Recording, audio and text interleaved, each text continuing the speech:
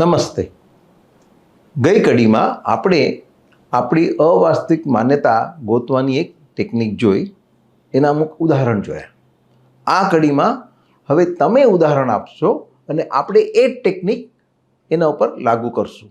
અને જેણે ઉદાહરણ આપ્યું એને જ ફક્ત ઉત્તર નથી આપવાના, કોઈ પણ આપી શકે છે. આનું પ્રયોજન શું છે કે આવા જેટલા આપણે ઉદાહરણ લેશું એટલું આ ટેકનિક તમારા માટે સહેલી થતી જશે, ક્લેરિટી વધતી જશે. હા, practice max a person perfect. એટલે આ પ્રેક્ટિસ માટે આપણે લઈએ છીએ. તો બોલો. સર, હવે એવું થાય કે પેરેન્ટ્સનું પ્રેશર હોય મેરેજ માટે કે હવે એજ થઈ ગઈ છે, હવે છોકરા જોવાના છે, પણ મને અત્યારે એટલું ઇન્ટરેસ્ટ નથી અને કરિયર ઉપર ફોકસ કરો અને ચાલો હું ટ્રાય બી કરું પણ મને ગમતું જ ના હોય અને એ લોકો પ્રેશર કરે તો મને એકદમ ગુસ્સો આવી જાય અને ચીડ આવી જાય અને કંઈ પણ બોલી દઉં કે નથી કરવા ને એમાં એ લોકોને બી ગુસ્સો આવે, મને બી ગુસ્સો આવી જાય. તો આવી પરિસ્થિતિમાં શું કરવાનું, કેવી રીતે શાંત રહેવાનું? તો આપણે એનું વિશ્લેષણ કરીએ કે પહેલો સ્ટેપ શું છે? મેરેજ. ગુસ્સો. ગુસ્સો બરાબર. બહારનું કારણ શું? થવા જ જોઈએ. મેરેજ. હા, મેરેજ માટે પેરેન્ટ્સનું પ્રેશર. સમજાયું? મેરેજ માટે નથી ગુસ્સો, એમનું જે પ્રેશર છે એના તરફ ગુસ્સો છે. કરેક્ટ?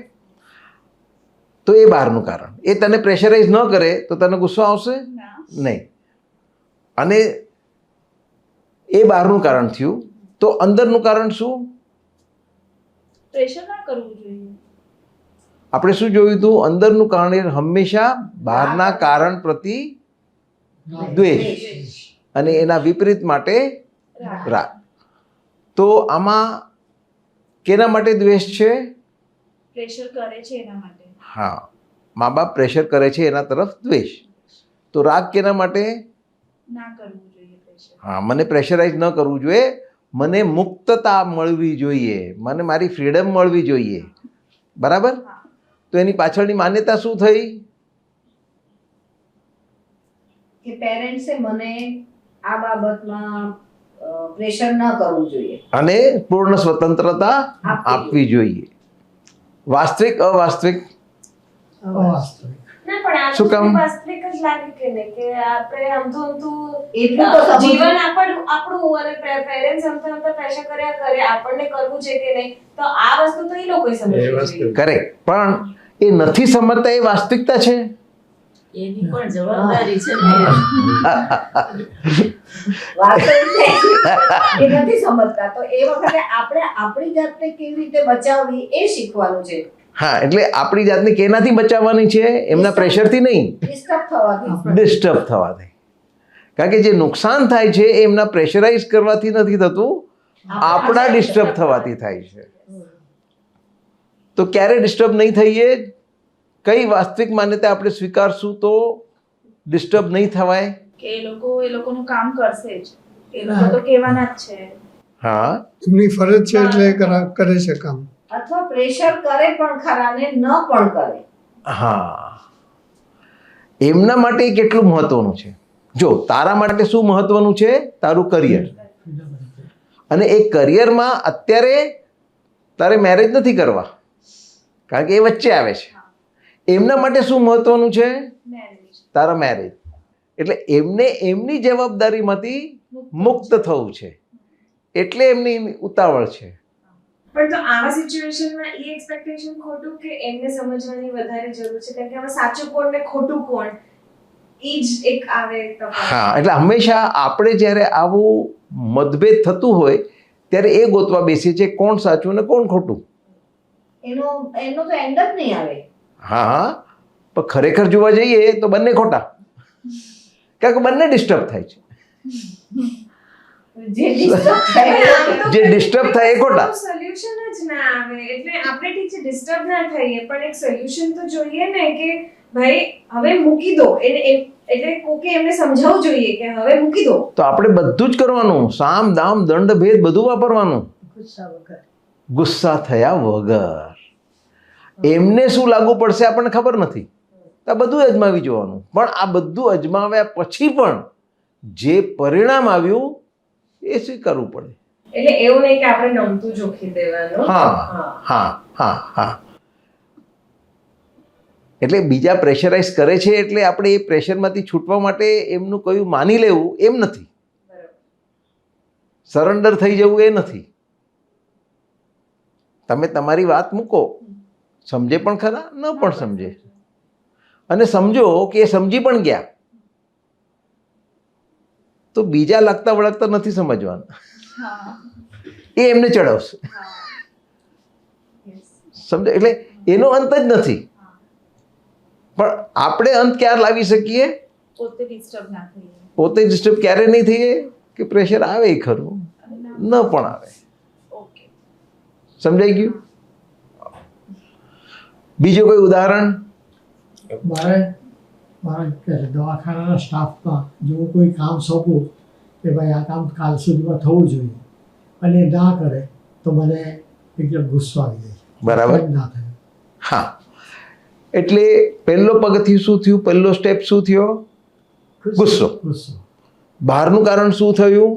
કામ ન થયું તે સ્ટાફે મારું કયું માન્યું નહીં, નિર્ણય ના માન્યું તે. હા, એટલે આપણે એને કેટલી બધી ઇન્સ્ટ્રક્શન આપી પણ તેમ છતાં એને કામ ના કર્યું, એટલે મારું ચીંધેલું કામ ના કર્યું. તો અંદરનું કારણ શું થયું? કામ પ્રત્યે મારો રાગ, એટલે મારી માન્યતા હા કામ થવું છે એના પ્રત્યે રાગ અને ડી થયું તેના પ્રત્યે દ્વેષ. હા, એટલે મેં જે કહ્યું એ પ્રમાણે એમણે ના કર્યું એના માટે દ્વેષ, અને હું કહું છું એ પ્રમાણે એ કરે એના માટે રાગ. તો માન્યતા શું થઈ? એને કામ કરવું જ જોઈએ. હા, હું કહું એ કામ થવું જ જોઈએ. થવું જ જોઈએ. બરાબર? વાસ્તવિક અવાસ્તવિક? અવાસ્તવિક. તો વાસ્તવિક માન્યતા શું થશે? કામ સોંપીએ છતાં એ લોકો કરશે જ એવું તો પણ કરે ને કરે પણ ખરા. બરાબર. કારણ કે દરેકની સમજવાની કેપેસિટી અલગ અલગ હોય. હા અથવા કોઈ દાદા રીંગાય હોય હા અથવા કોઈ બીજું કારણ જે આ મને ખબર હોય તે અંદર આવ્યું કે ભાઈ તેને જે ના થયું હોય. બીજું કારણ શું કીધું? એટલે બીજું કંઈક એવી કંઈક પરિસ્થિતિ આવી કે જેને કારણે કામ નહીં કરી શકે. Correct correct. તે હું જાણતો નથી તે પરિસ્થિતિ. હા હા, તો પછી એની સાથે ચોખવટ કરી લેવી જોઈએ કે ભાઈ કેમ ન કર્યું, અને પછી આપણને પરિસ્થિતિ ખબર પડે તો આપણે એ આગ્રહ છોડી દેશું, એ વખતે ચલાવી લેશું. પણ એ માણસ જેમ આગળ કોઈકે કીધું કે દાદા રીંગાઈ હોય એની, તો શું કરવાનું? એને સમજાવવાનો પહેલા શામ હા. તેમ છતાં ના સમજે તો કાઢી કાઢીમાં. તો કાઢી મૂકશો તમારે બીજો માણસ લાવવો પડશે. હવે બીજો માણસ મળતો નથી તો શું કરવાનું? આપણે સમજવાનું. એટલે આ પરિસ્થિતિ તો આની સાથે ચલાવવું પડે. સ્વીકારવું પડે કે કાર્ય પણ ખરો ને એ પણ ખરો. હા, બરાબર. એટલે છૂટકો નથી, એનું રિપ્લેસમેન્ટ આપણને મળતું નથી, તો પછી આની સાથે ચલાવવું પડે. ઘણીવાર આપણા આવા સ્ટાફના વ્યક્તિઓ હોય ત્યારે આપણે કડક પગલાં નથી લેતા. શું કામ? એના હા એ જતો રહે તે ચિંતા. એ પણ ખરી, પણ બીજી ઘણી ચિંતા ઘણીવાર એ હોય છે એના બૈરે છોકરાનું શું. એના ફેમિલીની ચિંતા. હવે તમે ચિંતા રાખો છો, એને ચિંતા નથી. એટલે આમાં ઘણીવાર આપણી કમજોરી વચ્ચે આવે છે કે જે કડક પગલાં લેવાના હતા તે લીધા. એ લેતા નથી. એ આપણી નબળાઈ છે, તો એને પણ આપણે સુધારવી પડે. એ દયા રાખવી એ નબળાઈ. કોના માટે દયા રાખો છો? જેને પોતાની જ પડી નથી, જેને પોતાની જ દયા નથી. પોતાની ફેમિલીની. પણ એ મૂર્ખ હોય અને ફેમિલી બિચારું ડાયું હોય તો શું કરવાનું? ફેમિલી મેમ્બરને કામ પર રાખવાના. વેઠવાનું, હા, રાખીને વેઠવાનું. એટલે તમારો દયાભાવ એટલો બધો છે હા, કે કરુણા તમે વધારે તમારા છે. કામના ભોગે પણ આવાના નિભાવો છો. તમારી કરુણા વધારે પડતી છે. વધારે પડતી છે. એટલે આવાને તો પછી થોડું પનિશ કરાય, થોડુંક આગળ શું થઈ શકે છે એને એક ઝાંખી અપાય, કે આવું કરીશ તો આવું થશે એમ. હમ. એટલે કોન્સિક્વન્સ હોય તો જરાક કઈક બુદ્ધિ આવે, કોને ખબર. આવે પણ ખરી. અને સર હવે આવા સમયે કોઈ બીજું વ્યક્તિ મળી ગયું સારું તો પછી આપણે એને કાઢી પણ મુકાય અને જો આપણા માટે યોગ્ય હોય એને રાખી શકાય એવું શ્યોર, કરીએ. કરી શકાય, કેમ ના કરી શકાય. વિકલ્પ મળી જાય તો આપણે કરી શકાય. પણ નથી જ મળતો પછી ચલાવવું તો પડે. પછી ચલાવવું પડે. તો તમારું કામ રખડવાનું. ભાગતે ભૂત કી ચોટી ભી સહી જે હા. કરે. હા તો ઘણા એવા હોય છે કે આવાને તો નહીં જ પૈસા આપું, એના કરતા તો હું જ કરી લઈશ, હા અને પછી વધારે હેરાન થાય. પછી વધારે હેરાન થાય.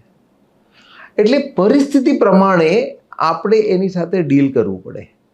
આપણે ઈચ્છીએ છીએ એ પ્રમાણે પરિસ્થિતિ નથી થવાની. પરિસ્થિતિ ગમે તેવી થાય, આપણી તૈયારી હોવી જોઈએ કે એની સાથે આપણે કેવી રીતના વર્તવાનું છે. બધાને એક લાકડીએ ન હંકાય. જેમ સમજો કે તમે એક નોકરી કરો છો અને તમે એક ટીમ લીડર છો અને તમારા ટીમમાં ઘણા બધા તમારા જુનિયર્સ છે અને તમારે બધા પાસેથી કામ લેવાનું છે. તો હવે એ તમારી ટીમમાં જે બધા તમારા જુનિયર્સ છે એ બધાના સ્વભાવ અલગ અલગ હશે. કોઈક અસર્ટિવ હશે તો તમે એને કાયદો બતાવો તો તમારું કામ કરશે. પણ એ કાયદો તમે એગ્રેસિવને બતાવવા જશો તો શું થશે? એ rebellious થશે. ગુસ્સે થઈ. આપણે ના. એ કાયદો બહાર ફેંકી દેશે. તો કોઈ એગ્રેસિવ પાસેથી કામ લેવું હોય તો શું કરવું પડે? સમજાવવું પડે. એને પોલ્સન મારવું. એને પોલ્સન મારવું પડે, બટર કરવું પડે. પણ તમે કહો નહીં હું તો બોસ, હું કેમ મારું? તો તમારું કામ રખડશે. અથવા ચેલેન્જ, એને કે મને નથી લાગતું તું આ કરી શકે અને તમને ખોટા પુરવાર કરવા માટે પણ એ કરી બતાવશે. પણ આ ચેલેન્જ તમે સબમિસિવ ના આપશો તો ભાગી જશે. એ કે હા ભાઈ મારા જ નહીં થાય. એ સ્વીકારી લીધું. તો સબમિસિવ પાસેથી કામ કેવી રીતના લેવું પડે? બેકિંગ આપીને. हाँ એને કહો તું આગે बढ़ो हम पीछे है અને પાછળ રહેવાનું, એને આગળ કરીને ભાગી નહીં જવાનું. એટલે પ્રોટેક્શન અથવા દંડો દબડાવવાનો. પણ એ જ દંડો તમે એગ્રેસિવ સામે ઉગામશો તો બે ડંડા પાસામાં. બુમરેંગ થશે, તમારે જ માથે પડશે. એટલે આપણે કઈ વ્યક્તિ સાથે વ્યવહાર કરી રહ્યા છે એ પ્રમાણે આપણી ટેકનિક ચેન્જ કરવી પડે. પણ આપણે શું કર્યું છે કે આ ટેકનિક સારી, આ ટેકનિક નહીં, એવું લેબલ આપી દીધું છે.